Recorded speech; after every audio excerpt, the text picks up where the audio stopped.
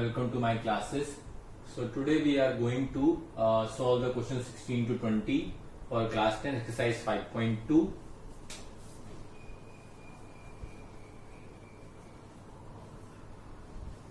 So let's see what is in the question number 16. लिखा है determine the AP whose third term is 16, that means A3 16. तो मैं इसको क्या लिख सकता हूं, a plus 2d is equal to 16, equation number 1. And the seventh term exceeds the fifth term by 12, that means a7 is a5 plus 12. a7th जो term है वो फिफ्थ टर्म से कितना बड़ा है, 12 प्लस 12 ज्यादा बड़ा है, ठीक है. a5 प्लस 12, a7 को आप क्या लिख सकते हैं, a plus 6d, this is a plus 4d plus 12. So a to a cancel out, ठीक है. 6d is equal to 4d plus 12, ठीक है. Now we have to transpose 4d from RHS to LHS. That says 6d minus 4d is equal to 12. So this is 2d is equal to 12. So that is d is equal to 12 by 2. So d is equal to 6. d हमें क्या मिल गया, 6 मिल गया, ठीक है. Now put the value of d is equal to 6 in equation number 1.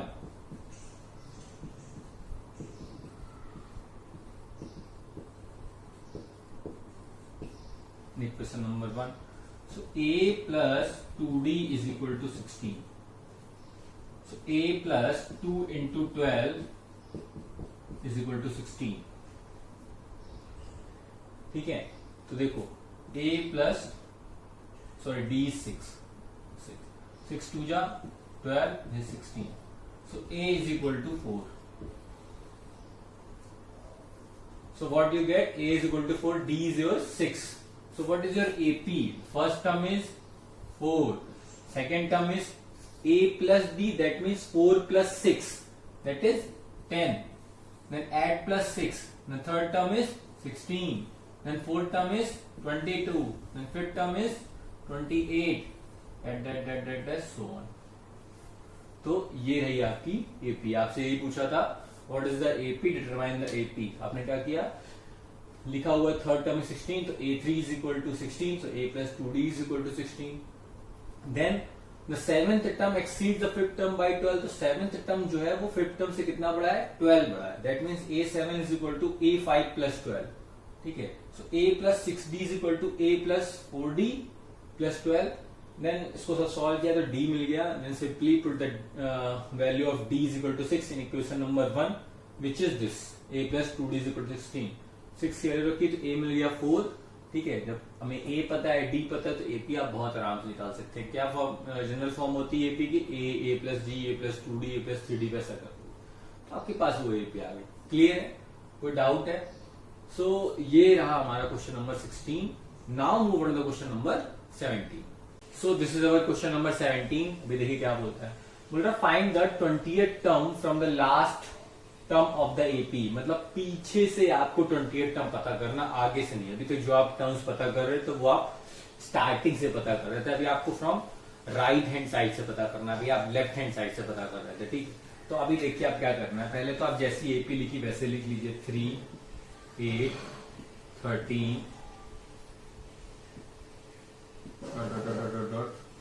253. तो उससे पीछे वाला टर्म आप समझ सकते हैं क्या होगा, 248 होगा, ठीक है. कैसे होगा देखते हैं. फर्स्ट टर्म क्या है इसका, 3 है. कॉमन डिफरेंस क्या है, 8 माइनस 3 5, 13 माइनस 8 5. इसका मतलब कॉमन डिफरेंस क्या है, 5. अब ये सब कुछ स्टार्टिंग से है, जब आप लेफ्ट से राइट जाते हैं तब. अभी आपको एक चीज करनी है, आप AP ना, अभी आप क्या लिखा हुआ है, लेफ्ट टू राइट लिखी ना, AP पलट दो, AP ऐसे लिख दो, कुछ भी नहीं बिगड़ेगा, एक अक्षर नहीं बिगड़ेगा, कुछ भी गलत नहीं है, सब कुछ सही है इसमें, फुल मार्क्स नहीं. AP बदल दी. अब फर्स्ट टर्म क्या है, अभी भी क्या फर्स्ट टर्म 3 है, नहीं. अब फर्स्ट टर्म क्या है, ये a इज इक्वल टू 253. अब जरा कॉमन डिफरेंस बताना मुझे क्या है. देखो जरा इधर, ये क्या है 248 माइनस 253, आपको क्या मिलेगा d इज इक्वल टू -5 मिलेगा। ठीक है, अब आपको क्या पता करना है, A20th, सिंपल सा फॉर्मूला है, ये लिखिए A20 A plus 20 minus 1 into D. Problem बिल्कुल, समस्या टेंशन बिल्कुल नहीं लीजिए। ठीक है, A20 हो गया, तो A20 हमें पता करना। ए हमारा क्या, हमें ये रखना है ना कि ये, क्योंकि हम पीछे से फाइंड आउट कर रहे हैं, हमें आगे फाइंड आउट करना होता तो हम ये ए रख देते हैं, हम डी ये रख देते हैं, लेकिन हमें फ्रॉम लास्ट से पता करना है तो हम ए ये रखेंगे, डी ये रखेंगे। ठीक है, दिस इज 253 प्लस 19 इंटू -5। तो इधर देख लीजिए, तो ये हो गया आपका A20 is equal to 253 minus 95।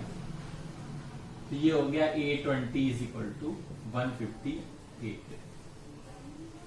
तो from the last term of the AP अगर 20th टर्म पूछा जाएगा तो आप क्या बोलेंगे, 158 बोलेंगे। ठीक है, आगे से बोला जाता तो नहीं पॉसिबिलिटी था, आगे से आप 158 नहीं बोलते, कुछ और बोलते।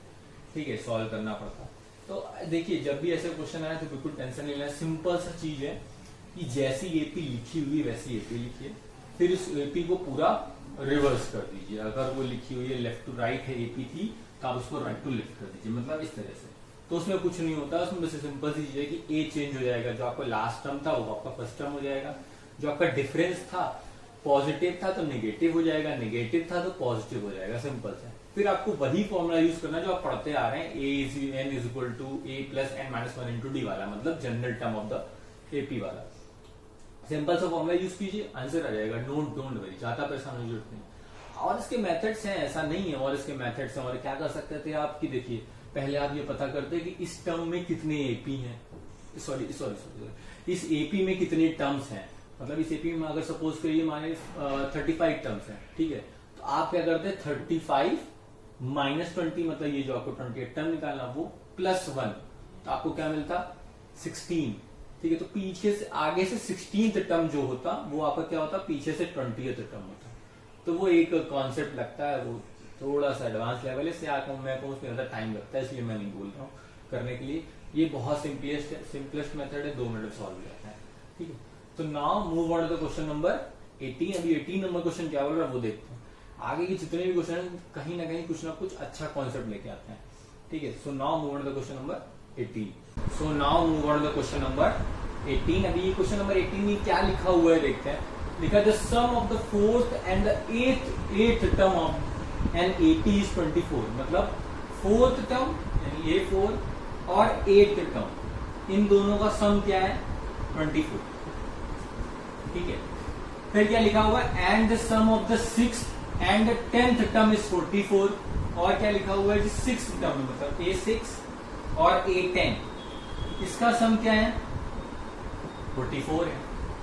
ठीक है, find the first 3 terms of the AP. तो आपको शुरुआत के 3 टर्म्स बताने, आपको एपी में क्या होगा, तो बहुत इजी है, कुछ भी टेंशन की बात नहीं, क्या करना है क्या नहीं करना है। अभी देखिए, ये थोड़ा सा ना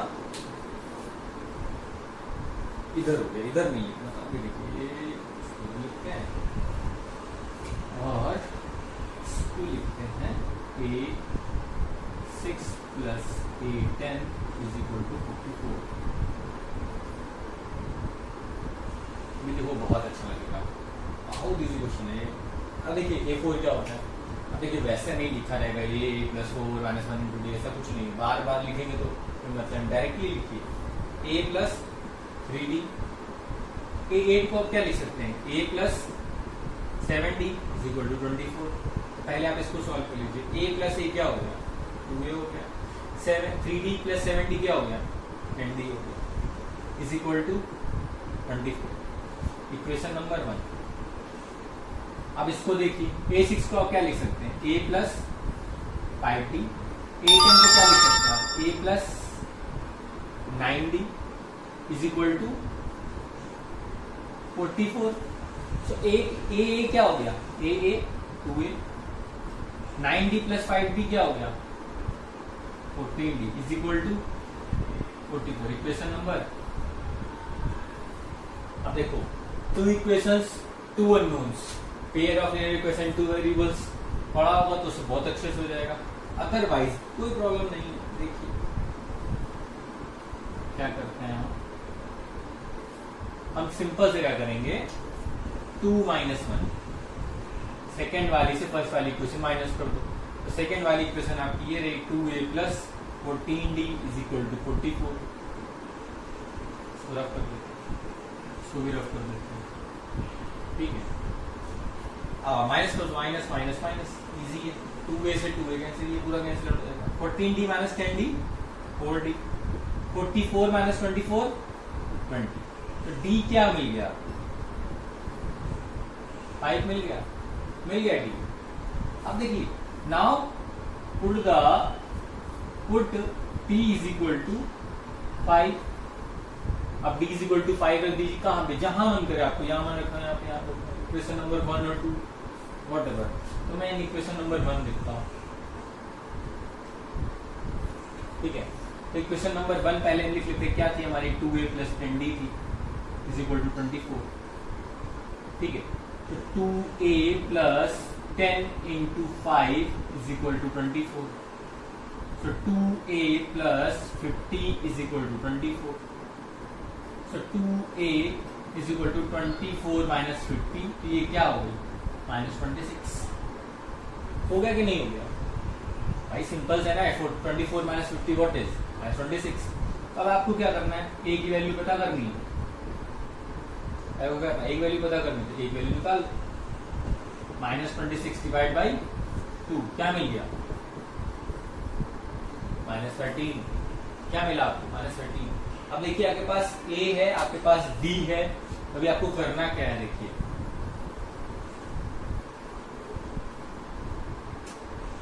a आपके पास क्या है, माइनस 13 है एंड d इज 5। आपको फर्स्ट 3 टर्म्स पता करने हैं, तो फर्स्ट टर्म तो माइनस 13 हो गया, सेकेंड टर्म क्या हो जाएगा, minus 13 plus 5 minus 8, third term क्या हो जाएगा, माइनस 8 प्लस 5 माइनस 3। ऐसे करते करते ये 2, फिर ये हो जाएगा आपका 7, तो ये रही आपकी 80, या फर्स्ट 3 टर्म्स के पास क्या है, क्लियर है पक्का। या आप चाहें तो एक चीज और कर सकते हैं, क्या क्या कर सकते हैं, थर्ड 3 टर्म्स कैसे होंगे, a plus b a plus 2d में होंगे कि नहीं होंगे, general form of the AP। a क्या हो गया, माइनस 13 हो गया, ये हो गया माइनस 13 प्लस 5, ये हो गया माइनस 13 प्लस 2 इंटू 5। तो इसे आप बोल सकते हैं minus 13 minus 8 minus 5, sorry minus 3। तो ये रहे आपके 3 टर्म्स। तो में से कोई भी एक मेथड आ रही है उसके लिए, सब कोई प्रॉब्लम नहीं कि मार्क्स कट जाएगा, बिल्कुल मिलेगा, पूरा मिलेगा। तो ये था आपका क्वेश्चन नंबर 18, क्वेश्चन नंबर 18 था। Now move on the question number 19। थोड़ा सा अलग कॉन्सेप्ट है, अभी तक आपने शायद नहीं पढ़ा ऐसा कॉन्सेप्ट, तो थोड़ा सा अलग कॉन्सेप्ट मिलेगा। सो now move on the question number 19। So now question number 19 is this. अभी देखिए ये जो क्वेश्चन है पूरा एपी का ना वर्ड प्रॉब्लम में दिया हुआ, वो जनरली इस टाइप का क्वेश्चन नहीं दिया हुआ कि ए दिया है, डी दिया है तो nth निकालना था, या एपी दिए तो आपको nth निकालना था, या पीछे से कुछ टर्म निकालना था 28 13, ऐसा कुछ क्वेश्चन नहीं है। ये थोड़ा सा अलग क्वेश्चन है, देखिए पढ़ना पड़ेगा इसमें क्या लिखा हुआ है।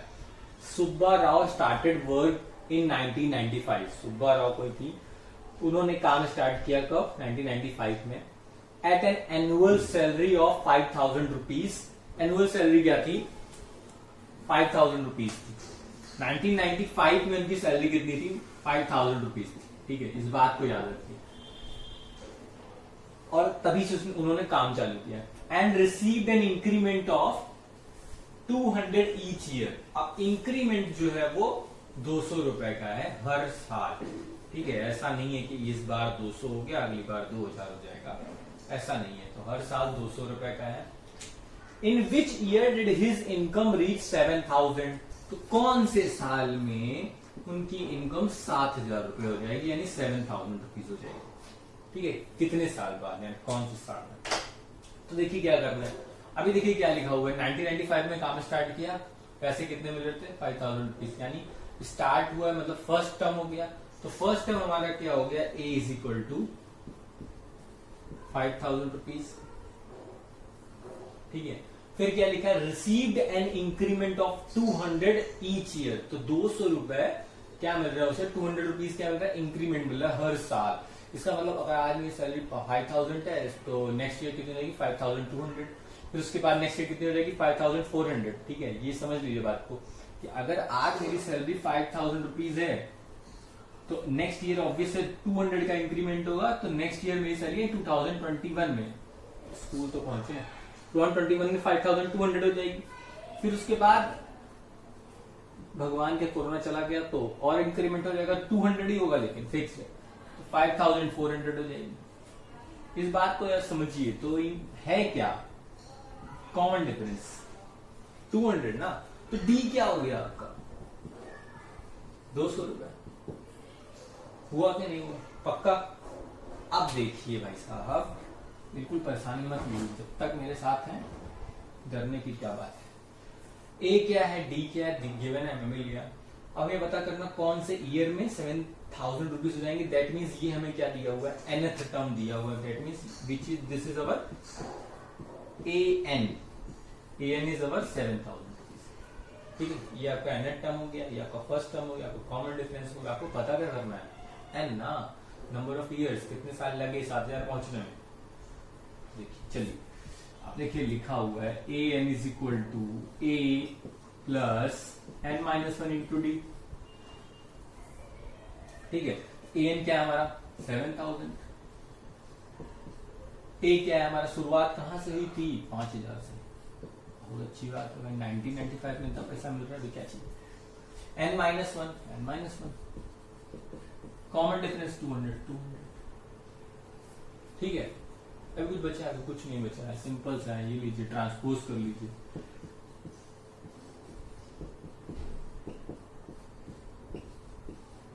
ये लीजिए ट्रांसपोज हो गया। 7000 minus 5000 what is 2000, n minus 1 into 200। अभी आप क्या कर लीजिए, सॉल्व कर लीजिए इसको। 2000 अपॉन 200 n माइनस 1, तो ये 0 से 0, ये 0 से 0, 2 1 2, 2 10 20। ठीक है, तो अभी स्पेस खत्म हो गया होगा, स्पेस तो इधर कर लेते हैं। देखिए क्या लिखा, ये 10 है भाई साहब, तो मिल गया आपको 10 is equal to n minus 1। तो आपको n पता करना है तो क्या बोलेंगे 10 plus 1, n is equal to 11। तो 11th ईयर में कितना सैलरी हो जाएगा 7000 रुपीज हो जाएगा। अगर आपसे कोई बोले in which year did his income reach 7000, तो क्या बोलेंगे इन 11th ईयर। 11th ईयर में आके कितने पैसे हो जाएंगे, सैलरी कितनी हो जाएगी इनकी 7000 रुपीज। पक्का क्लियर है, कोई डाउट नहीं। Thank you so much.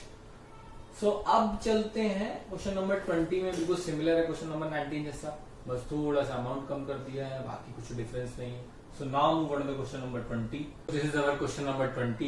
Last question है एक्सरसाइज 5.2 का, जिसे मैंने पहले बोला था कि ये क्वेश्चन ना 19 नंबर क्वेश्चन से बिल्कुल सेम है, ऐसा कुछ भी नहीं है। थोड़ा बहुत चेंजेस अगर आपको समझ में आएंगे तो दिखेंगे, मतलब मेरे हिसाब से तो कुछ भी नहीं है ऐसा कुछ चेंज, बहुत इजी क्वेश्चन है। देखिए वहां भी जैसी कहानी थी वैसे यहाँ भी कहानी है।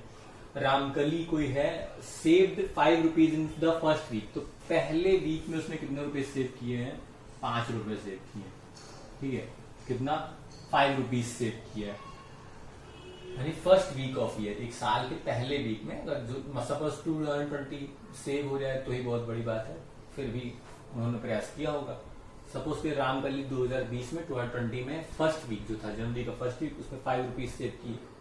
फिर क्या हुआ, then increase her weekly savings 1.75 rupees, मतलब फर्स्ट वीक खत्म होने के बाद सेकेंड वीक उन्होंने क्या किया 1.75 रुपीज और इंक्रीज किए सेविंग में, ना कि 1.75 रुपीज सेव किए। यानी क्या किए, अगर फर्स्ट वीक में उन्होंने 5 रुपीज सेव किए थे तो नेक्स्ट वीक में कितना हो गया 6.75। ठीक है, नहीं दिख रहा होगा उससे, ये मैं सिर्फ लिखता हूं।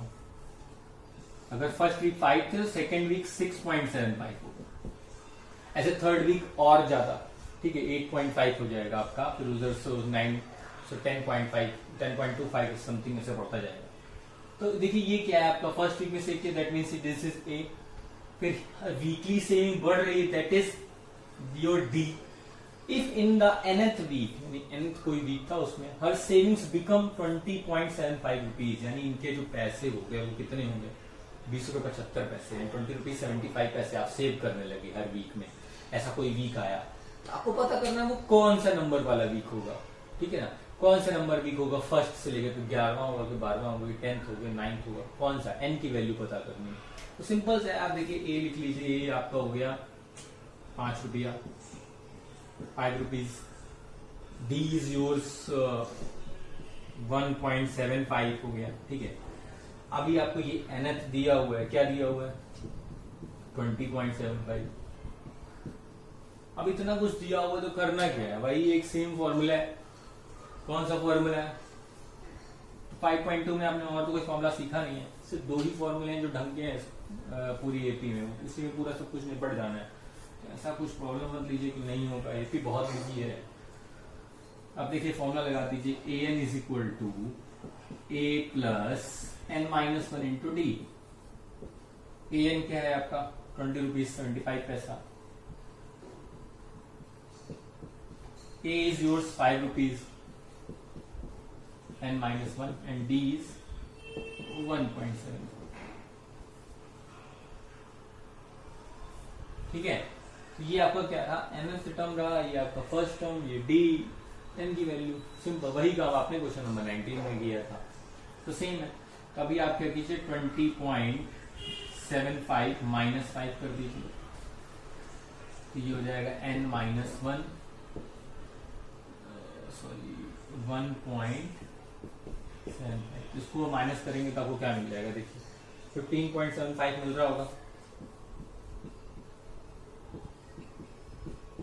ये हो गया n माइनस 1.75।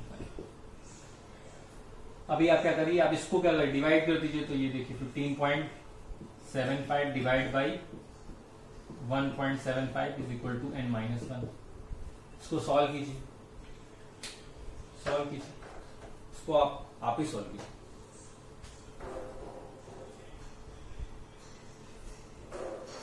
हुआ सॉल्व? नहीं हुआ। देखिए डिवाइड करेंगे ना तो 1.75 बन जाएगा 1.75 मिल जाएगा आपको, तो ये हो जाएगा 9 is equal to n minus 1। तो अगर आप यहां से n की वैल्यू निकालना चाहेंगे तो n की वैल्यू आप सिंपल से बोल देंगे 9 प्लस 1, n इज 10। तो 10th वीक जो होगा आपका वो क्या होगा, तब आपकी सेविंग कितनी पहुंच जाएगी, 20 रुपीज 75 पैसे हो जाएगी। कौन से वीक में, 10th वीक में। क्लियर है? तो ये भी क्वेश्चन बिल्कुल सेम क्वेश्चन नंबर 19 था, क्वेश्चन नंबर 20 भी हो गया, तो कुछ बचा नहीं है। एक्सरसाइज 5.2 में ऑलमोस्ट सब कुछ क्लियर है, एक दो जो नए कॉन्सेप्ट थे वो भी समझा दिए हैं, और भी इसके बेस्ड बहुत सारे क्वेश्चन हैं। वो इम्पोर्टेंट मोस्ट इम्पोर्टेंट क्वेश्चन वाली जो सीरीज आएगी इसमें अच्छे अच्छे क्वेश्चन कराए जाएंगे। पहले तो एक्सरसाइज खत्म कर दे, पहले बेसिक्स क्लियर कर लिया जाए, उसके बाद में बात की जाएगी और एडवांस लेवल की, ठीक है ना। पहले तो पास होना है, उसके बाद टॉप करना है। तो पहले पासिंग मार्क्स कहीं ना कहीं देखे जाएंगे, हमारे 33 कहाँ है, पहले उनको पकड़ो, उसके बाद फिर हम टॉप करेंगे, बहुत टाइम, ठीक है। So thank you so much for this video. So in next video I will explain you some of the first n terms of NAP. तो SN की जो फॉर्मूला है उसके बारे में आपको बताया जाएगा शॉर्टली मैं बोलूँ तो, इतना कुछ वो कॉम्प्लिकेटेड नहीं, वो बहुत इजी है वो भी। लेकिन जब हाँ ये दोनों मिल जाते हैं ना, छोटे भाई बड़े भाई, थोड़ी सी कॉम्प्लिकेशन पैदा करते हैं। अदरवाइज इस चैप्टर में कुछ भी नहीं है। क्लास 10th को लेवल लेके 11th 12th में आपको तब भी थोड़ा सा मेथड मिलेगा। आप मोस्ट इंपोर्टेंट क्वेश्चन जो सीरीज आई ना उसके लिए बिल्कुल तैयार बैठिएगा, क्योंकि उसमें फिर स्पीड चलेगा, उधर फिर ऐसे नॉर्मल नहीं चलेगा, स्पीड चलेगा, नंबर ऑफ क्वेश्चंस होंगे और बेटर क्वेश्चन यहाँ से ज्यादा अच्छे से क्वेश्चन होंगे।